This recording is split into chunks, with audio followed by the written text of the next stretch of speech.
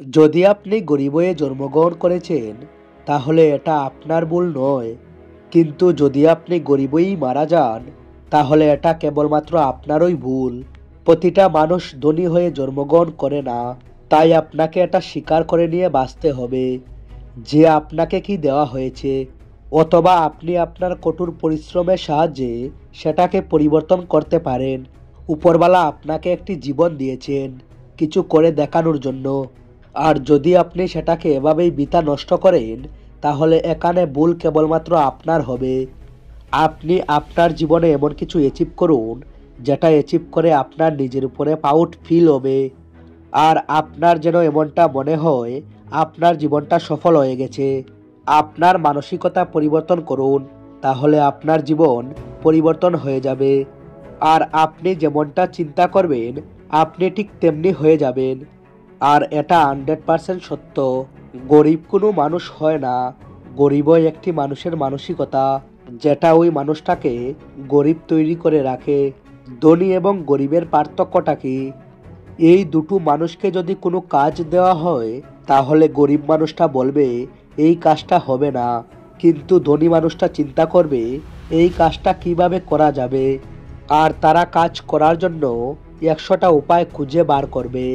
সময় হলো আপনার সম্পত্তি। ধনী মানুষগুলো সময়কে এবং গরিব মানুষগুলো টাকাকে বেশি গুরুত্ব দেয়, কারণ একবার চলে যাওয়া টাকা পুনরায় রোজগার করে নেওয়া সম্ভব, কিন্তু চলে যাওয়া সময় কখনোই আর ফিরে পাওয়া সম্ভব নয়। জীবনের 6টা নিয়ম যা আপনার করা অনেক দরকার। প্রার্থনা করার আগে আপনাকে বিশ্বাস করতে হবে, বলার আগে আপনাকে শুনতে হবে, খরচ করার আগে আপনাকে রোজগার করতে হবে, লিখার আগে আপনাকে চিন্তা করতে হবে, আর মেনে নেওয়ার আগে আপনাকে চেষ্টা করতে হবে, আর মারা যাওয়ার আগে আপনাকে প্রাণ খুলে বাঁচতে হবে। বিল গেটস বলেন কখনোই টাকার পিছনে ছুটবে না, বরং আপনাকে প্রবলেমের পিছনে ছুটতে হবে, আর আপনাকে চেষ্টা করতে হবে ওই প্রবলেমের সমাধান করার। তাহলে টাকা নিজে থেকেই আপনার পিছনে ছুটে আসবে, যেমনটা আমি করেছি মাইক্রোসফট তৈরি করে। বড় সফলতা পাওয়ার জন্য বড় রিস্ক নিতে হয়।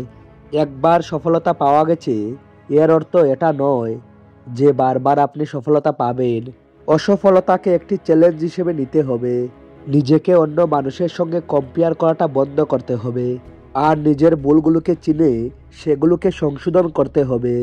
সাইকোলজি বলে যদি আপনি প্রবলেমের উপরে ফোকাস করেন তাহলে আপনার কাছে আরও প্রবলেম চলে আসবে, কিন্তু যদি আপনি সলিউশনের উপরে ফোকাস করেন তাহলে আপনার কাছে এমন অনেক উপায় থাকবে ওই প্রবলেম সলভ করার।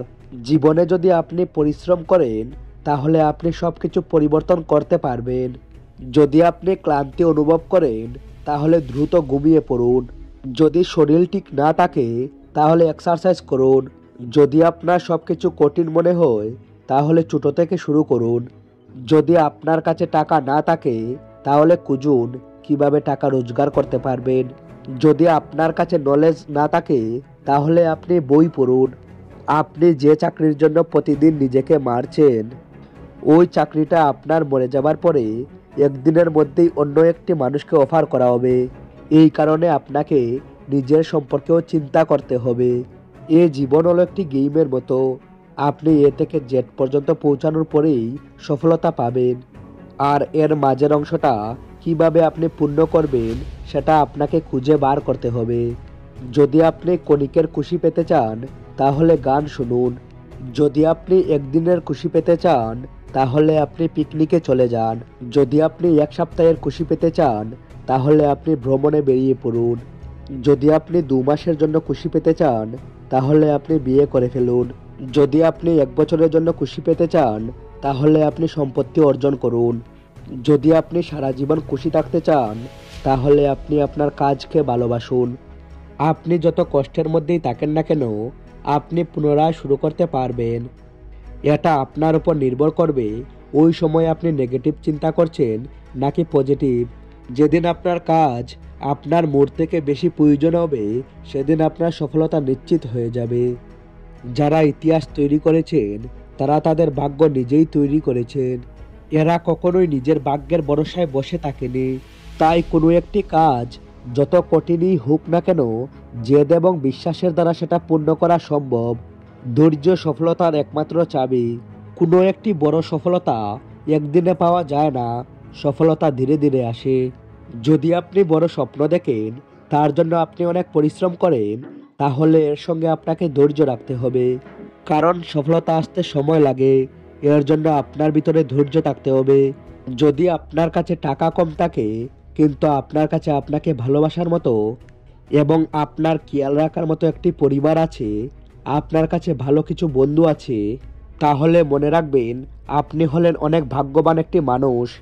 কারণ ভালো পরিবার এবং ভালো বন্ধুর মূল্য কোটি টাকার থেকে অনেক বেশি হয়। অন্যদিকে যদি একটি ধনী মানুষ, যার কাছে কোটি কোটি টাকা আছে, কিন্তু তার কাছে যদি ভালো পরিবার এবং কোনো ভালো বন্ধু না থাকে, তাহলে সে হলো আসল গরিব। আজকের দিনের একটি সহজ নিয়ম হলো, টাকা অনেক বেশি গুরুত্বপূর্ণ। টাকা আপনাকে আপনার ইচ্ছে মতো জিনিস পেতে সাহায্য করে, কিন্তু আপনি এটা কখনোই ভুলে যাবেন না, টাকা কারোর জীবন অথবা ব্যক্তিত্ব মাপার জিনিস নয়। হ্যাঁ, এই কথাটা সত্যি, টাকা সঞ্চয়ের প্রয়োজন আছে। কারণ যদি আপনি আপনার টাকাকে গুরুত্ব দেন, তাহলে আপনার টাকাও আপনার জন্য ঠিক সেটাই করবে। সফলতা এবং অসফলতা আমাদের জীবনেরই একটি অংশ, কিন্তু আপনাকে আপনার অসফলতা থেকেও শিক্ষা গ্রহণ করতে হবে। আপনি আপনার জীবনের বেশিরভাগ শিক্ষা অসফলতা থেকেই শিখতে পারবেন। প্রতিটা চেষ্টাতে হয়তো আপনি সফলতা পাবেন না, কিন্তু প্রতিটা সফলতার কারণ আপনার এই চেষ্টাই হবে। সময়ের মূল্য আপনি বিল গেটসের কাছ থেকে শিখতে পারেন। বিল গেটস কাজ করতে করতে নিজের অফিসেই এটা ভেবে ঘুমিয়ে যেতেন যে যদি আমি বাড়ি যাই তাহলে আমার সময় নষ্ট হবে।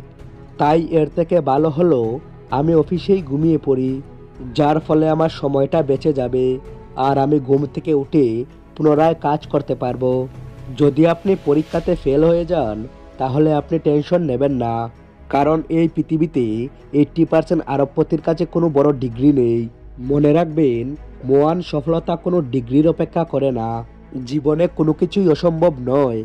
যেটা আমরা চিন্তা করতে পারি, সেটা আমরা করতেও পারবো, আর সেটাকে আমরা অর্জন করতেও পারবো।